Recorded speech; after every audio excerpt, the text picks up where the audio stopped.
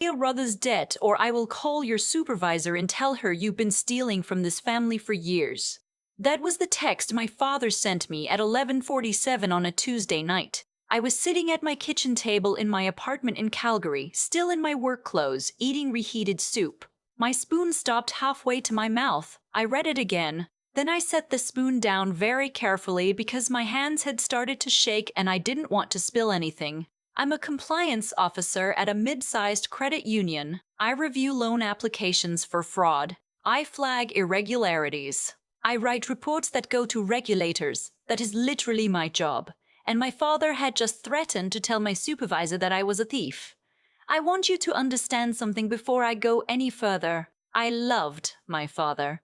I still do, in the way you love something that shaped you even when it broke you a little in the shaping. He is not a cruel man by nature. He is a weak one. And weak men, when they are scared, reach for whoever is closest and most reliable. That had always been me. My brother Kieran is 4 years older than me and has been, for as long as I can remember, the family project. Not in a malicious way, at least not at first. He had a hard time in school. He dropped out of college after 1 semester. He worked a string of jobs that never quite stuck.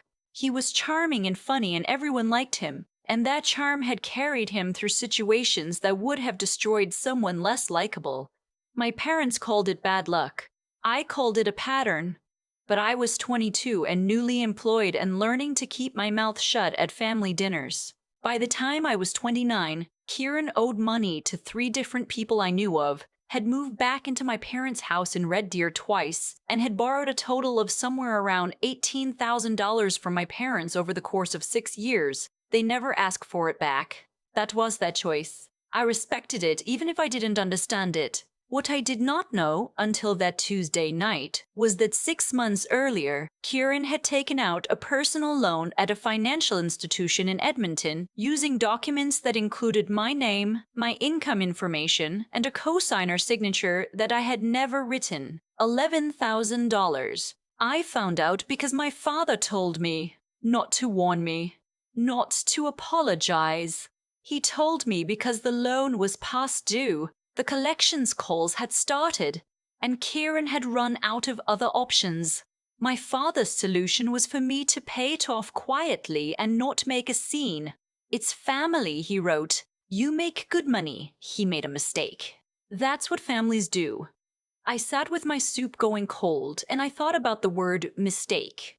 I thought about it the way you think about a splinter you've been pressing on for years and only just realized was there. A mistake is forgetting to file your taxes on time. A mistake is accidentally double booking a weekend. What Kieran had done had a different name, and I worked in a building where people lost their jobs over it. I did not respond to my father that night. I went to bed. I lay there in the dark, and I listened to the sound of the city outside my window, and I thought very carefully about what I was going to do next. In the morning, I called in a personal day. The first thing I did was pull my own credit report. It came up on my screen and I scrolled through it slowly the way you read something you already know is going to be bad. There it was. A hard inquiry from 7 months ago from a lender I had never dealt with. A loan account opened in my name as cosigner, currently showing a delinquent balance of $11,240. My chest did something complicated. It wasn't quite surprise. It was more like the feeling of having suspected something for a long time and finally being allowed to stop pretending you didn't. I made a list. That's what I do when I'm frightened. I make lists. I wrote down everything I knew, everything I needed to find out, and everything I needed to document before I did anything else. Then I made coffee and I sat down and I started working through the list. I did not call my father back. Not yet. I want to explain what my relationship with Kieran had looked like for most of my adult life, because I think otherwise none of what happened next makes sense. He is the kind of person who is very good at making you feel like the problem. If I didn't lend him money, I was cold. If I pointed out that he borrowed money he hadn't repaid, I was keeping score. If I set a boundary, I was punishing him for things that weren't his fault. My mother was the softer version of this same argument, and my father was the harder version, and between the two of them I had spent years in a state of low-grade guilt that I could never quite locate the source of. I had lent him money once, about 5 years earlier. $2,500 when he said he needed first and last on an apartment after losing a job. He paid back $400 of it, and then the subject never came up again. When I mentioned it, my mother said I was being petty. I stopped mentioning it. So when I say I was not entirely surprised by what I found on that credit report, I mean that I had spent years watching my family slowly normalize the idea that Kieran's needs were communal and my resources were available by default. I had just never imagined it would go this far. I had never imagined he would cross that particular line. Apparently, I had underestimated how far family could stretch when the person stretching it was desperate enough. My father texted again around noon. "Have you thought about what I said?" I wrote back. "I'm looking into it." That was true. I was looking into it very carefully. Over the next 4 days, I gathered everything I could. I requested documentation from the lender through the formal dispute process, citing potential fraud on my account. Under Canadian consumer protection law, I had the right to dispute unauthorized credit activity. This is not complicated, it is simply something most people do not know they can do. The lender's fraud department was more helpful than I expected, possibly because the person I spoke to heard the words compliance officer and understood that I was not going to be redirected to a general customer service line. I also spoke to a lawyer, not a family lawyer, a lawyer who specialized in financial fraud. I found her through a referral from a colleague, and I paid for the consultation out of my own pocket, and I sat in her office in downtown Calgary on a Thursday afternoon and I laid out everything I had. She was very calm. That was one of the things I needed most right then. Someone calm who could look at the facts without flinching. She told me what I already suspected. What Kieran had done was not a gray area. Forging a cosigner signature on a loan application is fraud. It doesn't matter that he's family. It doesn't matter that he needed the money. The law doesn't have a "but he's my brother" clause. She also told me something I hadn't thought through yet, which is that if I paid off the loan without reporting it, I could potentially be seen as accepting liability for it. That the cleanest way to protect myself was to go through the formal process. I asked her what that looked like. She told me. I drove home from that appointment and I sat in my car in the parking garage for a few minutes before going upstairs. The city hummed around me, muffled by concrete. I thought about my father's face at Christmas dinners. I thought about the way my mother always served Kieran's plate first. I thought about $2,500 and $400 back and the years in between. Then I went upstairs and I made another list. My father called on Friday evening. I answered this time. "Your brother is in real trouble," he said. He sounded tired. He sounded like a man who had been managing a problem for so long that managing it had become its own kind of exhaustion. "I know," I said. "We need you to help him." "Dad," I said, "do you understand what he did?" There was a pause. "He made a bad decision. He used my name and my income on a loan application. He forged my signature. That's not a bad decision. That's a crime." Another pause, longer. "You're going to make this into a legal thing?" "It already is a legal thing. I didn't make it that way." His voice shifted then. Not to anger exactly. To something harder and more deliberate. He said that if I pursued this, I would destroy Kieran's life. He said that the family would not forgive me for it. He said, and this is the part that still sits in my chest when I think about it, that I had always been difficult, that I had never understood what it meant to sacrifice for the people you loved, and that he would make sure everyone who mattered to me knew exactly what kind of person I was. I kept my voice very even. I said, "Okay, Dad, I hear you." He said, "Don't do something you can't take back." I said, "I won't," and I meant it. Just not the way he meant it. What I had already done 2 days before that phone call was file a fraud dispute with the lender's fraud department and initiate a formal report with the Canadian Anti-Fraud Centre. I had emailed my lawyer the documentation. I had also, quietly, notified my own employer's compliance team that I had become aware of potential fraudulent activity connected to my personal accounts, so that if any questions arose later, there would be a clear record that I had disclosed the situation proactively and appropriately. I had been thorough. I had been careful.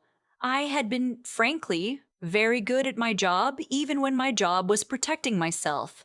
I also screenshotted every text my father had sent me, the ones about paying off the loan, the ones about it being family, the one that said he would tell my supervisor I had been stealing. I forwarded all of them to my lawyer. My father did not know any of this. He thought the phone call had gone in his favor. He thought I was going to think it over and come around the way I had always come around eventually, because that was what I did. I was the reliable one. I was the one who showed up. I was the one who said yes when I should have said no, and said nothing when I should have said something, for years and years and years, and he had no reason to believe that this time would be different. He was wrong, but I understood why he thought that. I had trained him to think it. The following week was quiet on the surface. I went to work. I answered emails. I went to the gym on Wednesday. I had lunch with a friend, and I didn't mention any of it because I wasn't ready to say it out loud to someone who knew my family. On Thursday evening, I put together the last piece of documentation I needed and sent it to my lawyer. On Friday morning, she filed the formal complaint. Kieran called me that afternoon. I let it go to voicemail. He left a message that started calm and became less calm over the course of about 90 seconds. He said I was ruining his life. He said I had no idea what he'd been going through. He said that this was exactly why the family had always had trouble with me, that I was cold, that I didn't know how to forgive, that I was doing this out of spite. I listened to the message twice. I saved it. Then I put my phone face down on the counter and I made dinner. My mother called on Saturday. I answered because I still hadn't entirely figured out how to not answer my mother. She cried almost immediately, which was not a surprise. She said she didn't understand why I was doing this. She said our family was falling apart. She said, couldn't I just let it go, just this once for her sake? I said, Mom, he forged my signature on a loan. He put a debt in my name without my knowledge. She said she knew. She said it was wrong. She said, but he's your brother. I said, I know he is. She said, so what happens now? I said, now the process runs its course. I can't stop it. I don't want to stop it. She was quiet for a long time. Then she said, your father is very upset. I know. He said he's going to call your work. I said, he can do that if he wants to.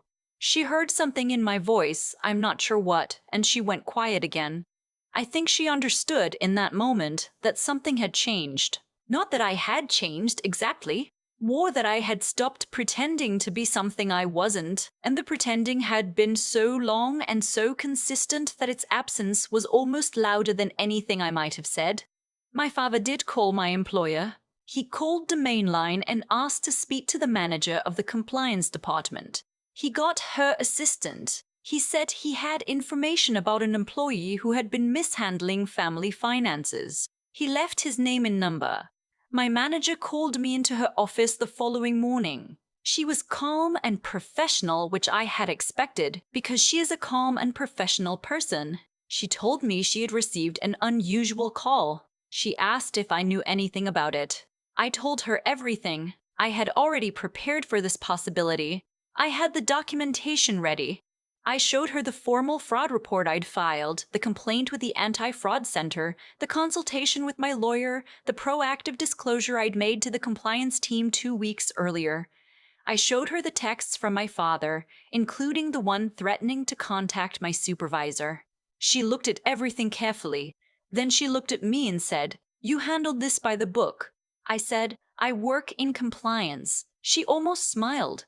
Your father's call will be logged and no further action will be taken on our end. If anyone contacts us again, we'll refer them to our legal department.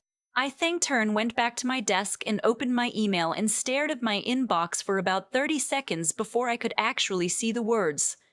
The investigation took several weeks. I won't describe all of it because parts of it are still ongoing, and my lawyer has advised me to be thoughtful about what I say publicly. What I can tell you is that the lender's fraud department, once they had the documentation, moved quickly.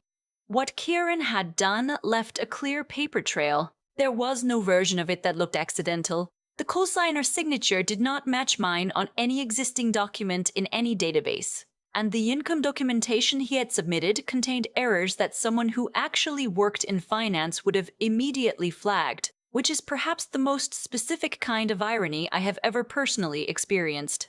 My father did not speak to me for 6 weeks. My mother texted occasionally, short messages that didn't quite say anything, checking in without checking in. Kieran went silent entirely after the voicemail, which was fine with me. During those weeks, I thought a lot about the word family and what I had let it mean for most of my life. I thought about how I had accepted the definition I'd been given without questioning it, the same way you accept a lot of things in families, not because you agree with them, but because the cost of disagreeing feels too high. And one day, you look up and years have passed, and the cost has compounded interest in ways you didn't notice until you did the math. I had done the math now. I want to be careful here because I know how this can sound. I know that from the outside, it might look like I went after my own brother over money, that I chose illegal process over family loyalty, that I was cold or calculating or vindictive. I've heard those words used about me in the past few months. I won't pretend they don't land, but here's what I know. $11,000 in my name without my knowledge or consent is not a mistake I caused. Forged documentation is not a gray area that family loyalty should smooth over. A father threatening to destroy his daughter's career to protect his son from the consequences of a crime is not something I am required to absorb quietly and move on from. I did not create any of those facts. I simply stopped pretending they weren't facts. The formal outcome came in the form of a letter that I read standing at my kitchen counter, the same counter where I'd set down my soup spoon 6 weeks earlier with my hands shaking. The letter confirmed that the fraud had been substantiated, that I had been formally removed from all liability connected to the account, and that the matter had been referred to the appropriate authorities for potential criminal proceedings. My credit file was in the process of being corrected. I folded the letter and put it in a folder and made myself a cup of tea. My father called that evening. I let it ring. He left a voicemail that I have not listened to yet. I might listen to it eventually. I haven't decided. What I have decided is that I'm moving to Vancouver in the spring. I've been thinking about it for 2 years, and I finally submitted an application for a position there last month, and they offered it to me last week. It's a better role, better pay, a city I've always wanted to live in. There is nothing wrong with any of those reasons. I'm not running. I want to be clear about that. Everything that needed to happen here has happened. I'm not leaving because I'm afraid or because I'm ashamed. I'm leaving because I am 31 years old and I have spent most of my adult life arranging myself around other people's needs, and I would like to try something different. I told my mother about Vancouver on a Sunday phone call. She cried a little. She said she wished things had gone differently. I said I did too, and I meant it in a different way than she did, probably. But I meant it genuinely. She asked if I would still come home for Christmas. I said I didn't know yet. That was honest. I have one box already packed, sitting by my front door. It has my books in it, the ones I've been meaning to read for years and kept putting off because there was always something else that needed my attention first. I walk past that box every morning when I leave for work and every evening when I come home. And I think about Vancouver, and I think about what it will feel like to unpack those books somewhere new, somewhere that belongs entirely to me, somewhere no one has a claim on. It will feel like something I can't quite name yet. I'm looking forward to finding out what it is. The subscription, as someone once said in a comment I read a long time ago about a completely different situation, has been cancelled. Some debts you don't owe. Some contracts you never signed. The hardest part isn't leaving. The hardest part is accepting that staying was never the proof of love you were told it was. I dropped my old SIM card into a glass on the counter the night I accepted the Vancouver offer. I poured water over it. I'm not sure that actually does anything, but it felt right.